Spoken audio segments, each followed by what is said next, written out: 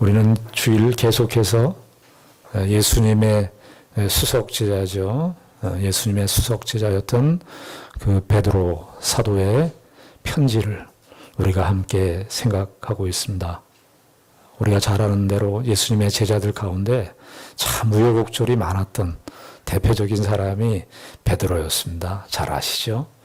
베드로는 예수님을 3번 부인했습니다. 다 굴기 전에 3번 네가 나를 부인할 것이다. 아닙니다. 저는 주를 위해서는 제가 목숨을 버리면서까지라도 다른 사람들은 다 배신할지라도 저만은 배신하지 않겠습니다 하고 따랐던 그 베드로가 예수님께서 힘없이 십자가에 끌려가시는 모습을 보고 좌절하고 절망해서 예수님을 3번씩이나 부인했었던 그 실패를 안고 있었던 그 베드로. 그 베드로가 쓴 편지가 이 베드로 전서입니다. 아마 베드로가 이때가 나이가 거의 한 노년이었을 것입니다. 근데 베드로는 그 사건을 잊지 못했을 거예요. 젊은 날에 예수님을 3번 부인했었던 그 베드로.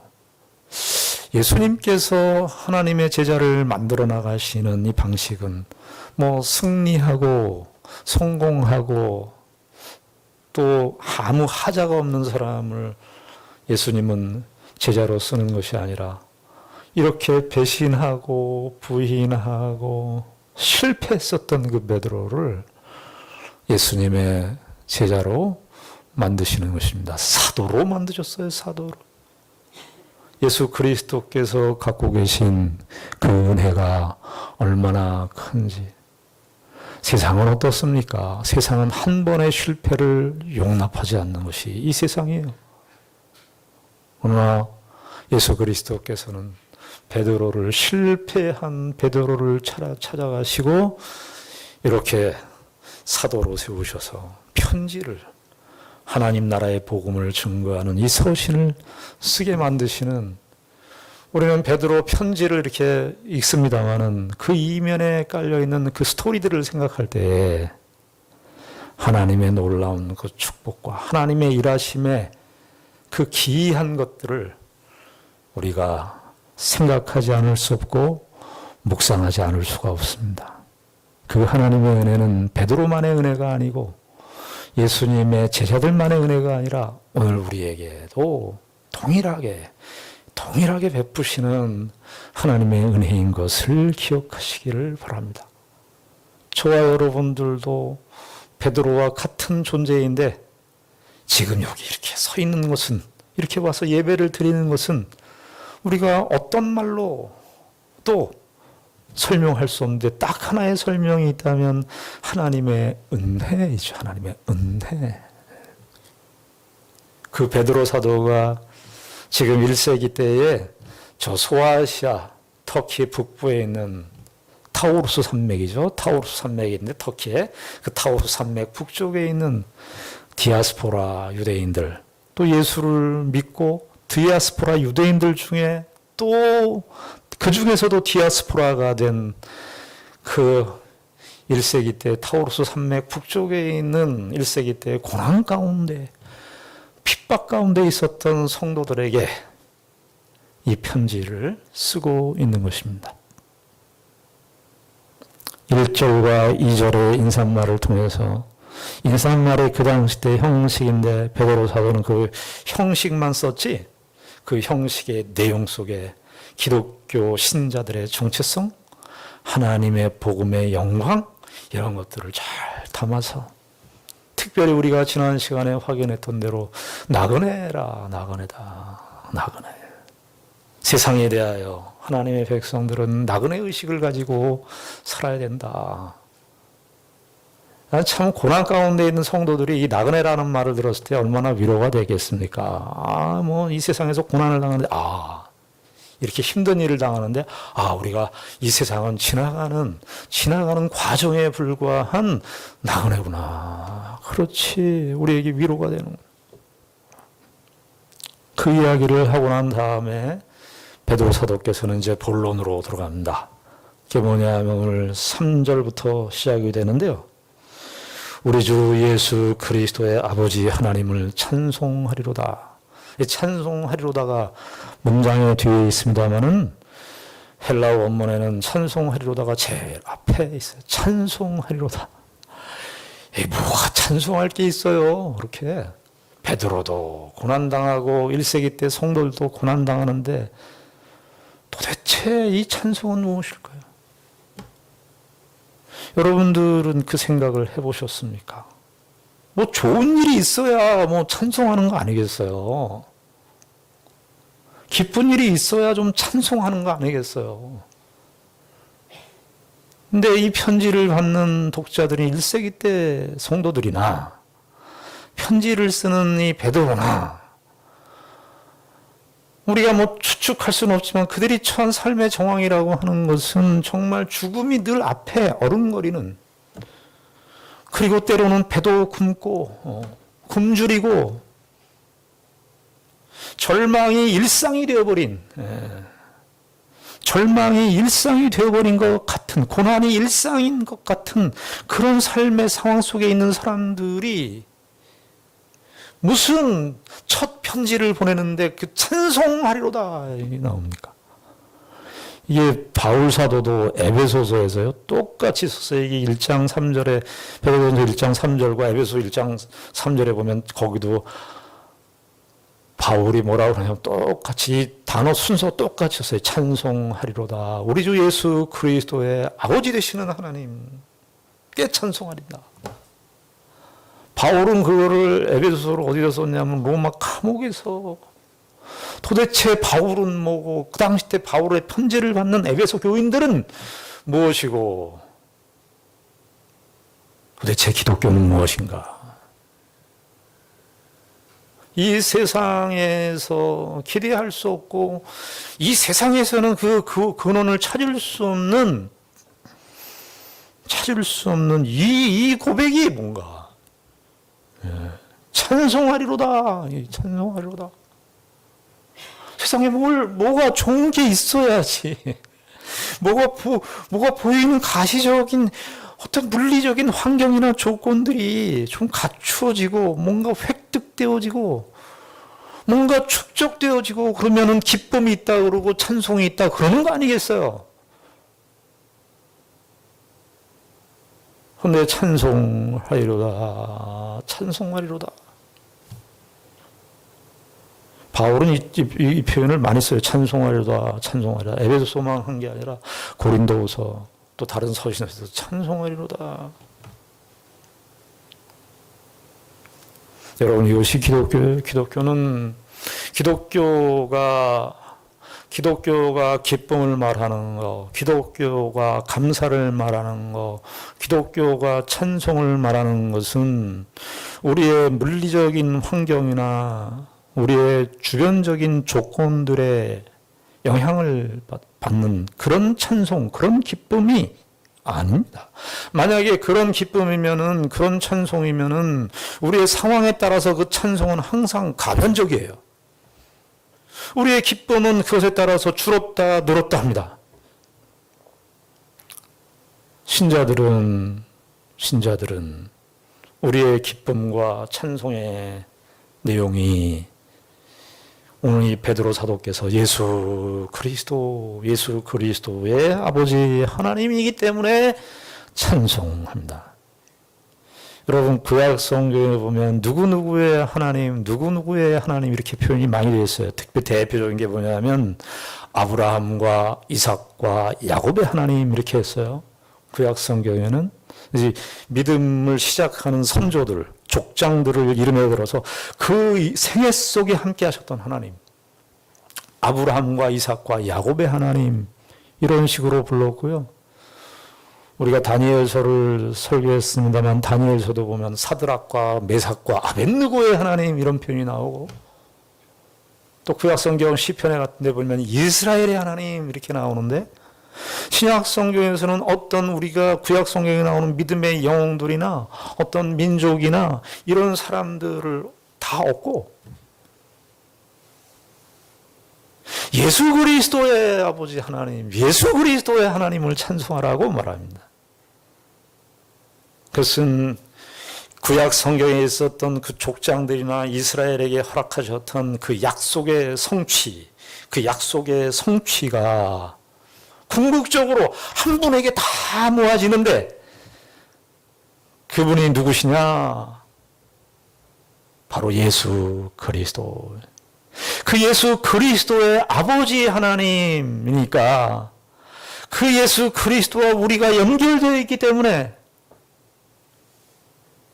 우리가 예수 그리스도를 믿는 순간, 우리가 예수 그리스도와 연합된 순간, 우리도 예수 그리스도께서 그 하나님을 아버지라고 부르기 때문에 우리도 예수 그리스도를 믿는 믿음으로 그분을 아버지 하나님으로 부를 수 있는 것입니다. 그래서 이 예수 그리스도의 은혜 때문에 우리는 찬송할 수 있습니다. 우리는 찬송하고 또 찬송하고 또 기뻐할 수 있습니다. 우리가 찬송하는 것은요, 성도들의 찬송과 성도들의 기쁨은 물리적인 조건이나 상황에 좌우되는 것이 아니라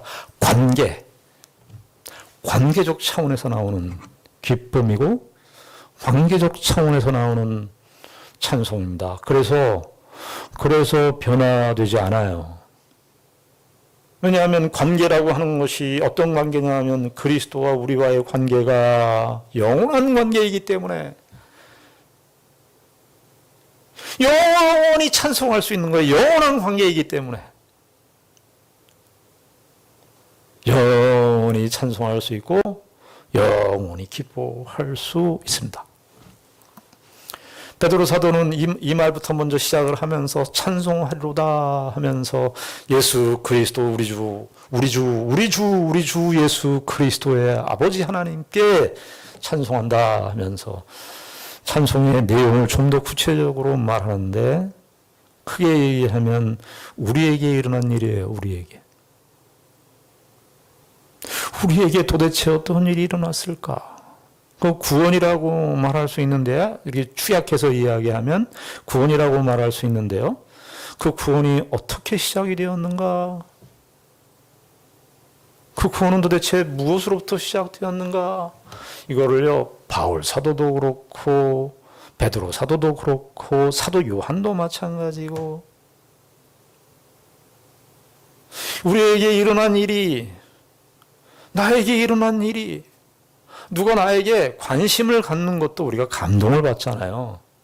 누가 나에게 내가 의식하지 못하는데도 이렇게 배려를 해줄 때 그때 참 감동을 받죠. 그러나 삼위일체 하나님께서 나 같은 죄인에게 아무 사랑할 만한 근거도 없고 조건도 자격도 안 되는 나에게 삼위일체 하나님께서 나에게 행하신 일이 있다. 여기에서부터 이야기를 시작을 하는데 베드로 사도는 나름대로 구성을 하는 거예요. 어떻게 시작하느냐? 이 하나님께서 우리에게 행하신 일의 처음 기원은 어디에서부터 시작되는가? 여기 3절에 보시면 그의 많으신 긍휼대로입니다. 많으신이라 그럴 수도 있고 풍성하신이라는 말도 쓸 수 있어요. 그의 풍성하신 긍휼대로. 우리가 예수를 믿어서 구원을 얻었는데 감격도 있고 감사한데 우리가 그 근원을 다 따지고 올라가니까 우리의 구원의 출처, 하나님의 백성의 그 영광, 하나님의 백성의 그 충만한 그 복의 그 근원을 따지고 올라가니까 그 근원이 어디에 시작되느냐? 하나님의 그분의 많으신 긍휼 때문에.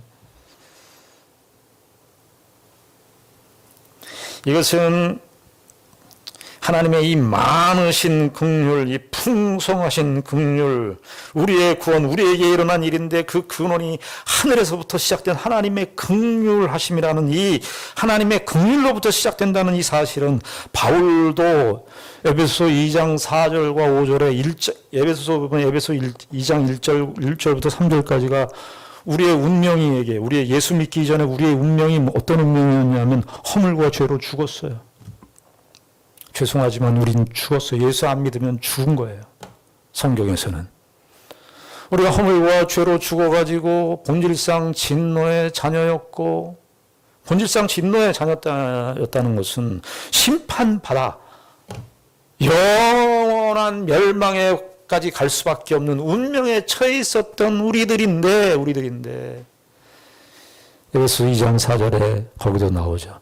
그러나 긍휼이 풍성하신 하나님께서, 우리가 그저 뭘 따질 수, 사람들은 인과율에 익숙해 있어요. 원인과 결과의 법칙에 익숙해 있기 때문에 어떤 결과를 얻어내려면 원인을 집어넣어야 돼요. 쉽게 얘기하면 자판기 같은 거죠. 자판기에 동전을 넣어야 음료수를 얻을 수 있는 것처럼 이 세상의 방식은 그렇게 되어 있어요. 그런데 우리에게 일어난 이 구원에 관한 일은, 우리에게 일어난 이 하나님의 회복은 인과율의 법칙이 아니었어요. 우리가 뭔가를 집어넣을 수가 없어요. 집어넣어봤자 하나님에게 통용이 안 되고 죄인이기 때문에. 그런데 전적으로 하나님의 은혜로, 전적으로 하나님의 긍휼고, 은혜라는 말은 우리에게 펼쳐졌을 때, 모든 자에게 펼쳐지는 외적인 양상을 이야기할 때 은혜라 그러고, 좀 더 그 근원을 이야기할 때는 긍휼, 하나님의 긍휼, 하나님 안에 있는 그 풍성하신 긍휼. 원인을 굳이 따진다면 하나님의 이 많으신 긍휼.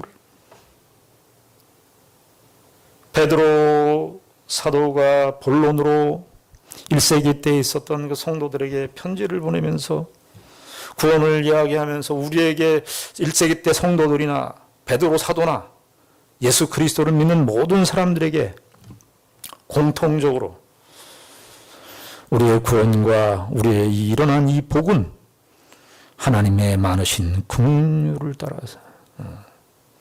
그런데 여러분, 긍휼을 따라서 하나님의 많으신 긍휼인데 이 긍휼이 그냥 긍휼만 있어요. 불쌍히 여기는 것만 있어요. 그 가시적인 뭔가가 나와야 되는데, 나 너를 불쌍히 여겨. 난 너를 긍휼히 여겨. 그런데 말로만 해, 말로만. 그러면 그 긍휼이 입증이 되겠습니까? 야고보서에 보면은, 야고보서 2장 15절이나 16절에 보면은 거기 야고보 사도가 그 당시 때 성도들을 책망하면서 하는 말이 나와요. 믿음과 행함을 강조하는 서신 아닙니까? 거기에 뭐라고 그러냐면은 그 교회 공동체 안에 불쌍한 사람이 있고 가난한 사람이 있는데 이렇게 얘기한다는 거예요. 너희 중에 누구든지 그에게 이르되 평안히 가라, 덥게 하라, 배부르게 하라 하며 몸에 쓸 것을 주지 아니하면 무슨 유익이 있으리요? 사람들이 쓰는 말 중에 나 저러면 사랑해, 저 사람 불쌍해. 불쌍한데 어떻게 되는 거야, 불쌍해서. 저 사람은 불쌍하고 저 사람 뭐 그런데 어떻게 했냐. 사람들은 그래요. 사람들이 뭐 요즘 말로 립 서비스, 립으로, 입술로 그 사람 불쌍해. 그 사람 나 불쌍해 죽겠어. 그래서 하나님의 긍휼이 만약에 우리의 그런 수준 낮은 긍휼이라면, 입에만 익숙한 그런 긍휼이라면 우리의 구원은 이루어지지 않았을 거예요. 하나님의 그 긍휼하심은, 하나님의 그 많으신 긍휼은 입에서만 맴도는 그런 긍휼이 아니라 독생자 예수 그리스도를 우리에게 보내심으로. 그래서 여기 그 많으신 긍휼대로, 그의 많으신 긍휼을 따라서 따라서 예수 그리스도를 죽은 자 가운데서 부활하게 하심으로. 그러니까 하나님의 긍휼하심은 무슨 말이냐면, 하나님의 긍휼하심은 실체가 그냥 긍휼하심이 따로 있고 보내는 예수 그리스도를 보내는 게 따로 존재하는 것이 아니라 긍휼하심 속에 긍휼이 결과예요. 긍휼이 결과. 근데 하나님의 긍휼하심은 불쌍한 사람, 가난한 사람 그냥 돈 좀 몇 푼 주고 이렇게 도와주는 그런 정도가 아니고, 하나님의 긍휼하심은, 그 긍휼하심의 절정은 예수 그리스도를 어떻게 했어요? 여기 짧게 예수 그리스도를 죽은 자 가운데서 예수 그리스도를 죽게 하심으로. 하나님께서 우리에게 그 긍휼은 그냥 하늘 천상에서 야 너희들 불쌍히 여겨 내가 너희들 긍휼히 여겨 하는 그런 하늘 천상에 있는 긍휼이 아니라 이 땅의 가장 낮은 자리에 참 하나님이신 그분께서 이 땅에 오셨을 뿐만 아니라 십자가에 달려 죽으심으로 인간의 문제가요, 죄의 문제입니다. 항상 늘 말씀드리지만 죄의 문제입니다. 우리가 왜 인류가 다 피곤하고 힘들어요? 갈등과 분열은 끝나지 않고 왜 서로 다 옳다고 말하죠? 서로 다 자기가 다 맞다고 그러죠? 정말 여러분들 자신 있으세요? 그렇게? 죄라고 하는 것은 단순히 도덕적이고 윤리적인 차원만이 아니라 더 근본적으로는 자기주장이에요. 자기주장. 나라고 하는 존재의 이 독립성, 자존성. 근데 하나님께서 하나님의 이 긍휼이 예수 그리스도를 보내셔가지고 죽은 죄 가운데서 우리의 죄 문제를 해결해야 되니까 하나님의 긍휼하심은 마음껏 퍼주는 그런 긍휼이 아니라 하나님의 긍휼하심은 우리의 인간의 가장 근본적인 문제, 인간의 사람들의 영원한 삶과 영원한 운명을 결정짓는 그 영원한 죽음의 문제를 해결해야 했기 때문에 예수 그리스도를 이 땅에 보내셨어요. 그런데 베드로 사도께서는 이 하나님의 긍휼이 예수 그리스도를 보내시는 것으로 끝나는 것이 아니에요. 예수 그리스도를 죽으시고 부활하게 하시는 사건은 이 성경의 객관적인 역사인데, 이 객관적인 역사, 하나님의 긍휼이 거기에서만 멈추면 안 돼요. 어머니 예수 그리스도께서 이 땅에 오셔서 2000년 전에 오셔서 십자가에 죽으시고 부활하셨다. 이 사건으로만 끝나면 안 되는 거예요.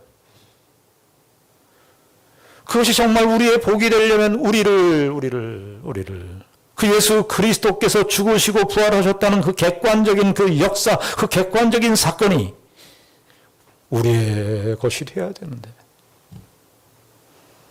그래서 여기 무슨 표현을 쓰냐면 부활하게 하심으로 말미암아 우리를 거듭나게.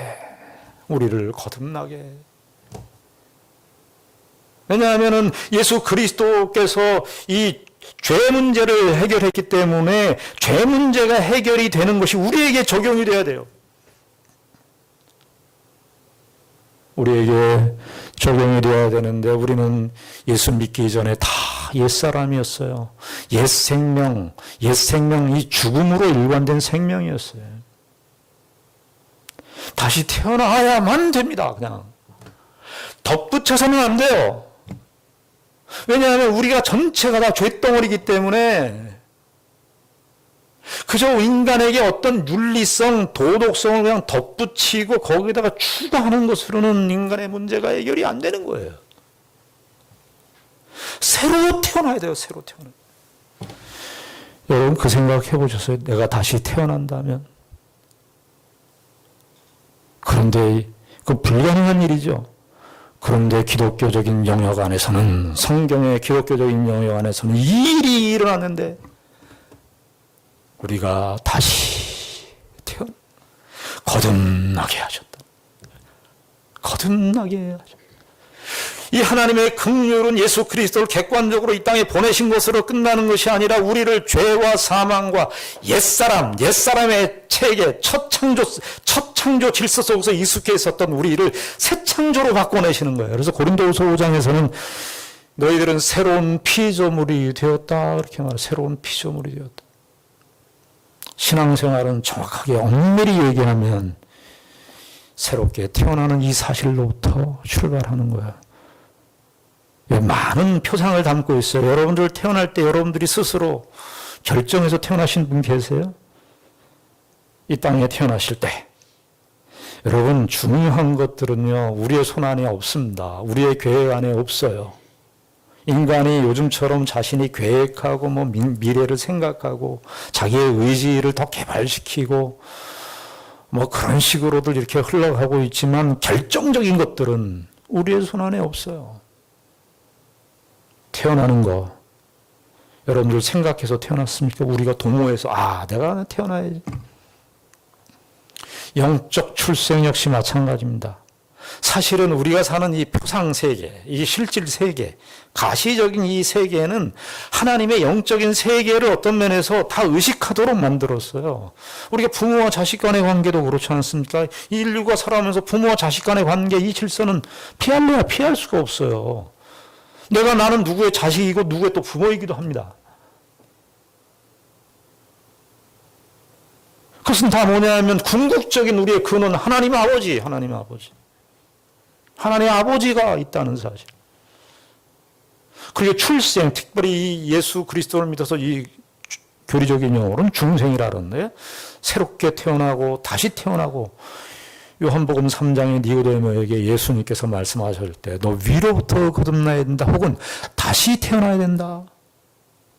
너 그것을 모르느냐? 바리새인 니고데모 너 율법 선생인 네가 그것을 모르느냐? 니고데모가 다시 태어나다니요? 다시 어머니의 태 속으로 다시 들어가야 된다는 말입니까? 예수 그리스도로 이것이 다시 태어나야 되는 거예요. 이것이 없으면 신앙이 안 되는 거예요. 그런데 이것이 내가 나 태어나고 싶어요. 다시 태어나고 싶어요. 해도 안 돼요. 왜냐하면 우리의 태어남이 우리의 손 안에 없듯이 영적인 중생, 새롭게 태어나는 이 중생의 신비 역시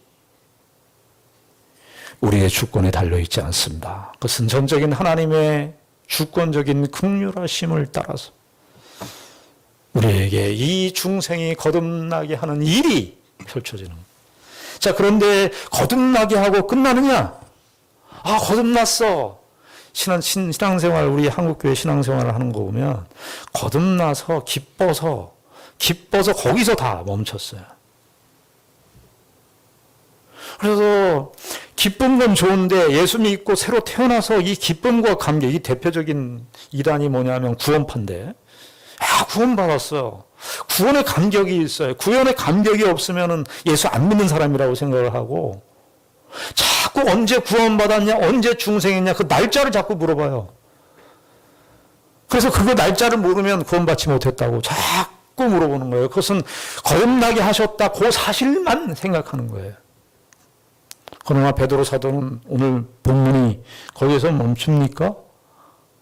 거듭나게 하사 어떻게 했죠?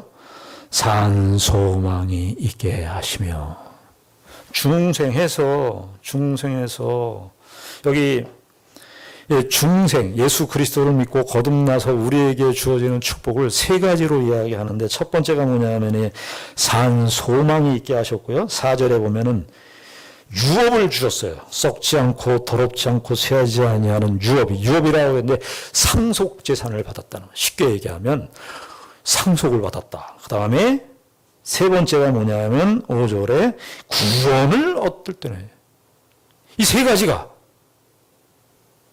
가지가 중생하면서 우리에게 나 중생했으니까 나 이런 축복 필요 없어요. 이렇게 되는 게 아니라 중생하는 순간 이 세 가지 축복이 다 동시에 우리 것이 돼요.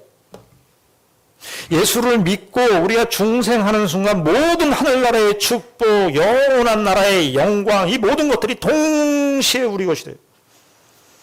그래서 여기 산 소망이 있게 하시며 할 때 산 소망이 있게 하시며 이렇게 볼 수도 있지만 산 소망의 세계로 들어가며 이것도 되고 하나님 썩지 않고 더럽지 아니하는 쇠하지 아니하는 기업을 얻게 하셨다. 기업 속으로 들어갔으며 이렇게 될 수 있어. 구원으로 들어갔으며 이미 들어갔다.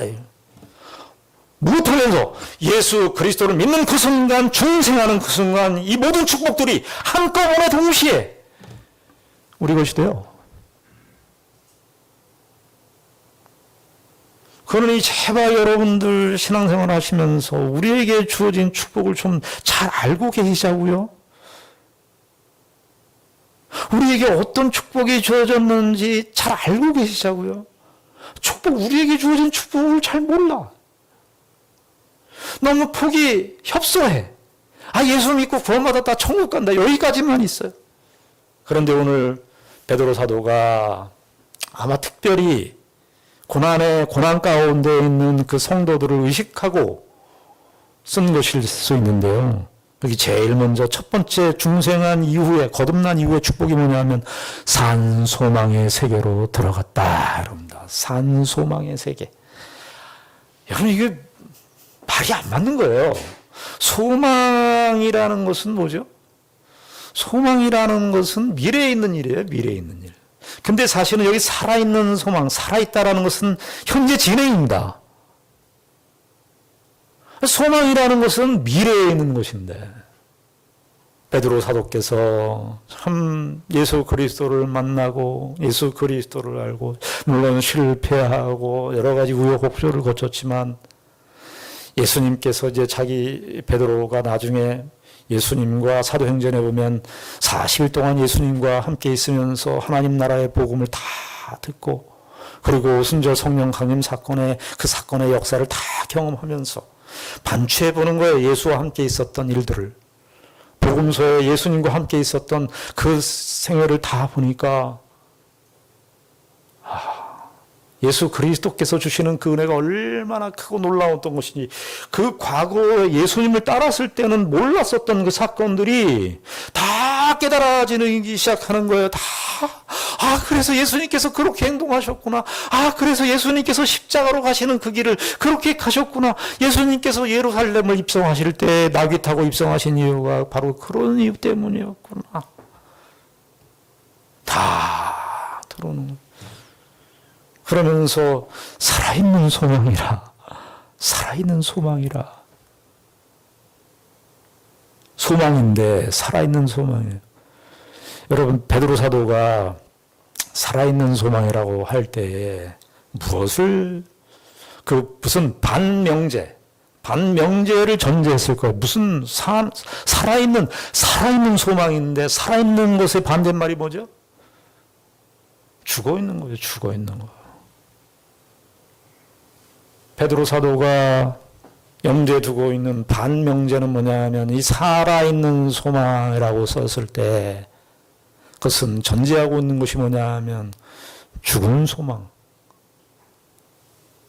그것은 예수 그리스도를 믿지 않고는 예수 그리스도로 말미암아 거듭나지 않고는 이 세상의 소망은 다 죄송하지만 소망이라는 말을 쓰지만 그 성격은 다 죽음의 소망이에요.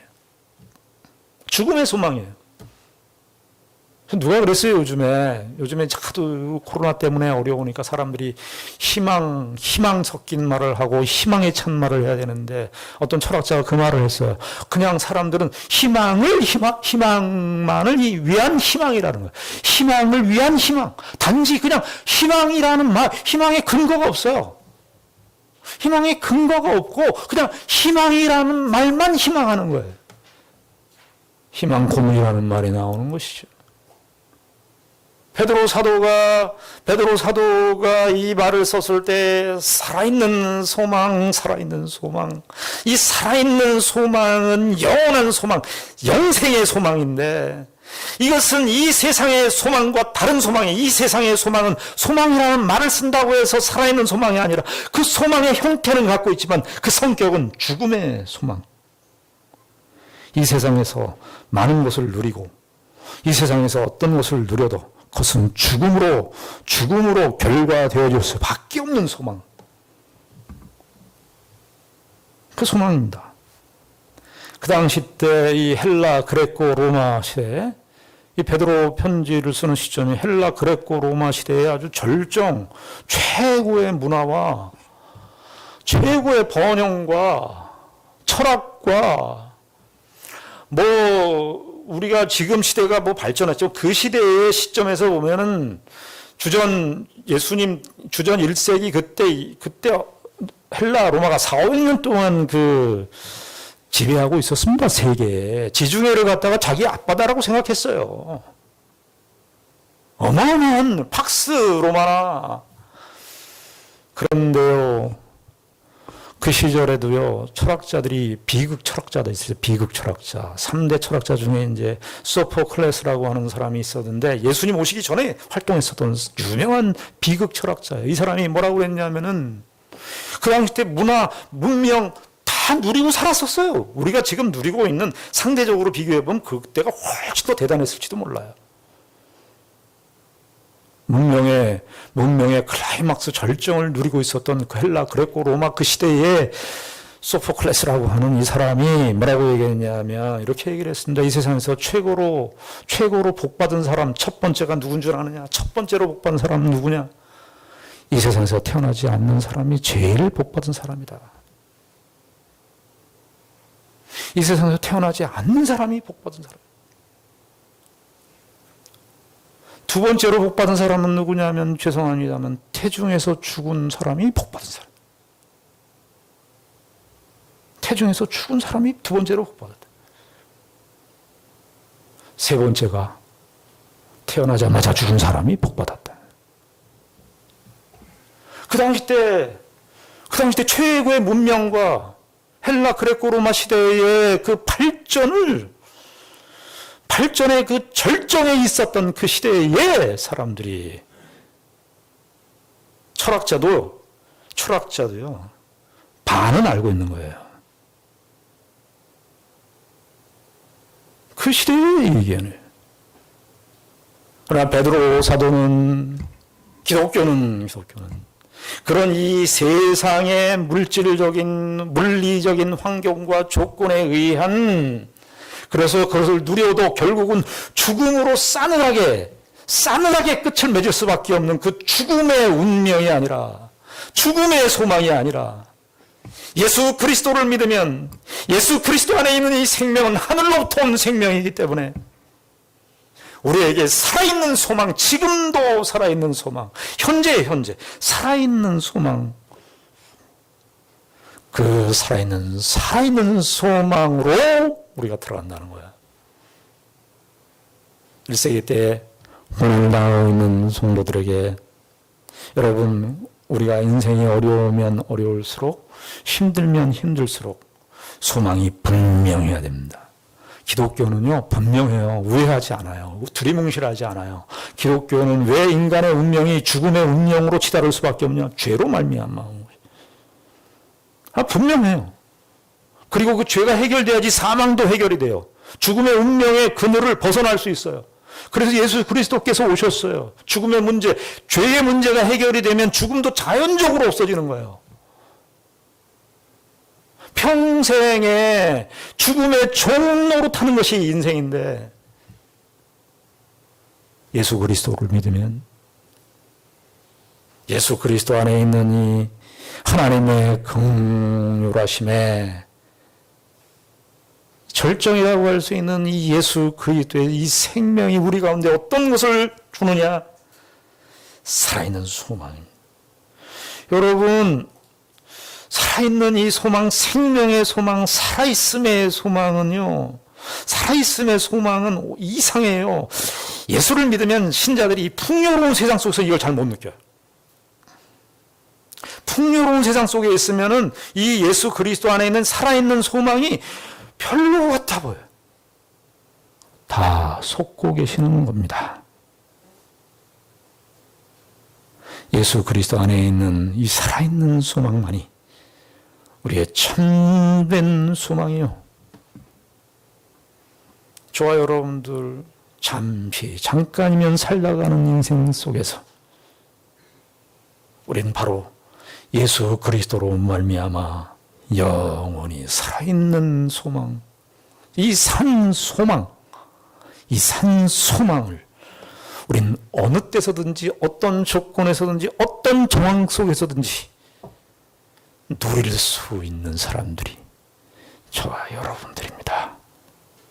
베드로 사도께서 1세기 때 고난당하는 모든 성도들, 아니 오고 오는 모든 그리스도인들에게 신자의 영광이 뭐냐, 하나님의 백성의 축복이 뭐냐, 이것을 우리에게 다시 한번 상기시켜 주시는 귀한 말씀이 아닐 수 없습니다.